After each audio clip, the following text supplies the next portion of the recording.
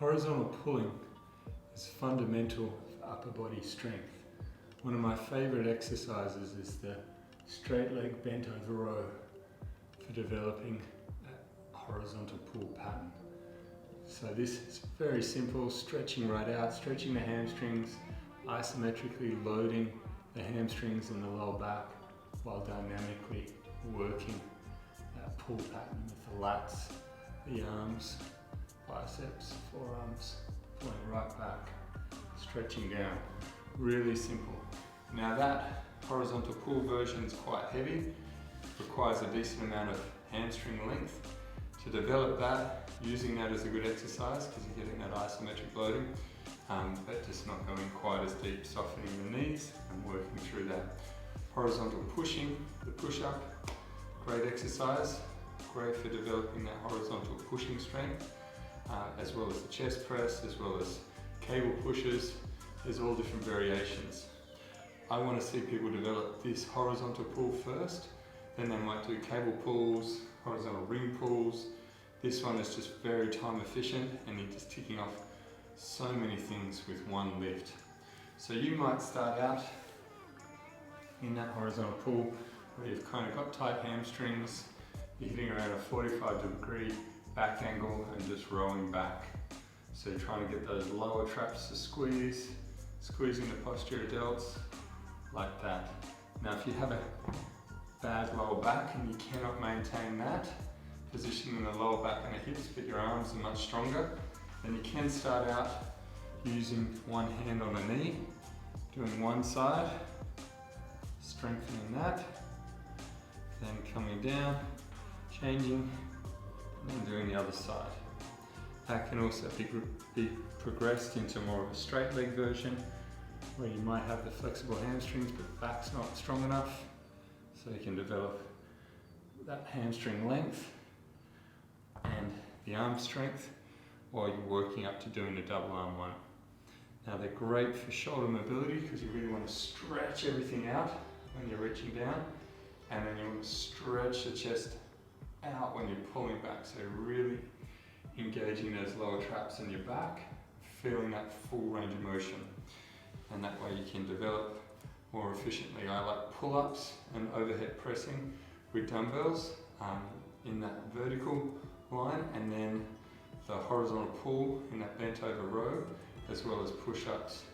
And the reason being as well is that they're going to develop, one's developing pulling your body up when you're doing the pull-up, and then you're pressing a weight overhead. Then in this one I'm pulling a weight towards me and then I'm pushing myself away from the ground in the push-up. So then one's moving an object and one's moving my body over an object. That way I'm developing that in a shoulder girdle and getting those nice to pull-push patterns, and that's a really efficient way to train each week. Just make sure you get those done. If you're doing upper body, lower body splits, you just do those by themselves, those reciprocal movements, pull-up press, horizontal pull, horizontal push. If you're doing whole body work and integrating the legs, I like doing the lunge with the vertical pull and push, and then in the horizontal pull push, I like to follow that with a squat with clients. And I find that's quite effective because they're getting that bend pattern. They're not doing a deadlift, but they're developing the bend pattern in that bent over row, which is really great for the hips, the lower back, and the pull pattern as well. So let's have a look at some push-ups. So you want to develop that. I recommend people getting up to at least 3/4 body weight with a bent over row as a good standard, but starting out as light as you need to have good form, and using that 3 to 12 rep range is great. But if you're doing those single arm versions because the lower back isn't as strong, then rushing out those 12 each side, it's a pretty long set in that bent over position. So maybe working up to 8s from 3 to 8. You're getting nice, slow, controlled reps with good form if you're doing any version of them. So the push-up, you want to have a nice full range of motion. So you might have to start out standing and doing it on a kitchen bench. or something fairly high.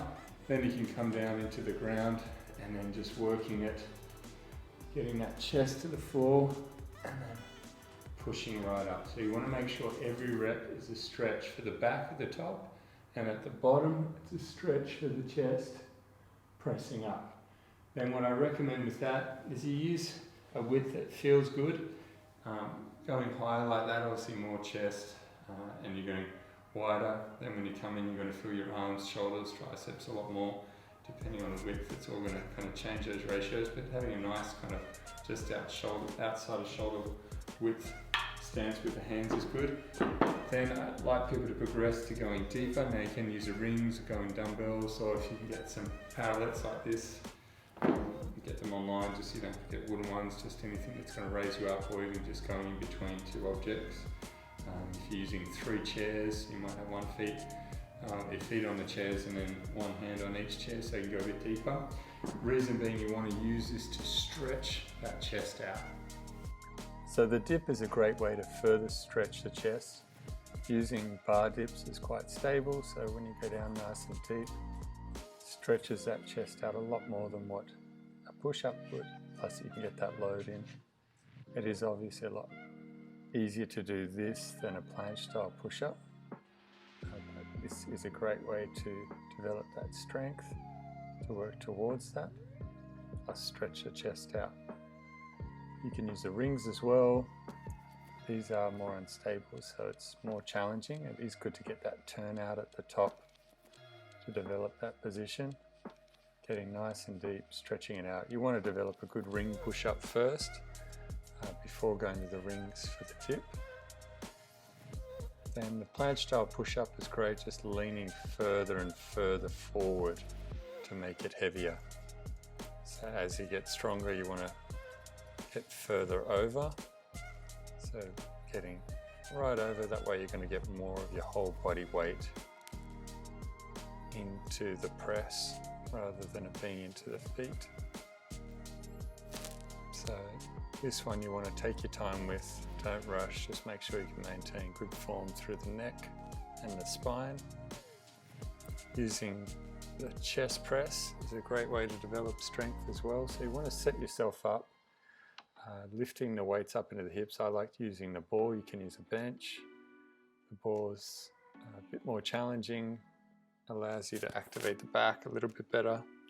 You do want to have a ball that's pumped up enough that it supports the body. And if it's too flat, it'll kind of mold around you a bit too much and restrict the movement. And then here you want to have the weight over the top of the sternum so that it's pushing straight down into the ball and the sternum is on the top of the ball. When you finish, you pop the weights back into the hips, stick the butt out. You want to make sure you have a good quality ball. There's not many around, so this one's a Max ball from AOK. They're quite solid. So here you can see I've just got them in the hips. I'm going to walk forward. Elbows will go into the ball and the weights come out wide, then rise the hips up, press up. That just allows you to get a good position. Breathing in as you're lowering the weight, stretching the chest out, pausing at the bottom. And then breathing out, pressing up, squeezing the chest. Really good lift. Great way to develop upper body and just cross-train a little bit rather than just doing push-ups or ring push-ups, planche style push-ups if you want that bit of variety. And you're moving the object as opposed to moving your body over a fixed object. Also, I recommend like people that have got shoulder problems that can't press overhead when they're doing the pull-up overhead press workout. Some people substitute this for an overhead press so they can develop the strength and then just stretch the shoulders in the overhead position and gradually build up to that. But the other option is obviously just to go lighter overhead until that comes up and then keep your horizontal heavy. Works quite well. I like the turned out position in the top of the press, like a turn out in a ring push-up or in a ring dip, as opposed to pronating. So you get that external rotation at the top. When you stand up, weights in the hips and then squat them down. Now the horizontal pull, using the weights here, I've got an extra overstretch using the slant board, so it gives me even more conditioning behind the knee and the calf and the hamstring. Just getting that nice chest stretch, pulling back, squeezing the shoulder blades together. And it's a good reciprocal movement with that chest press. They work together nicely. I like to use the same amount of weight for both. Most people are a lot stronger in the push. The ring pull is great. Good to get a good stretch through the back at the bottom, really getting into that flexed position and then opening up the chest, squeezing the shoulder blades together. So really good options, put them together, get some good results. Film those from the side if you need feedback, and I'll see you soon.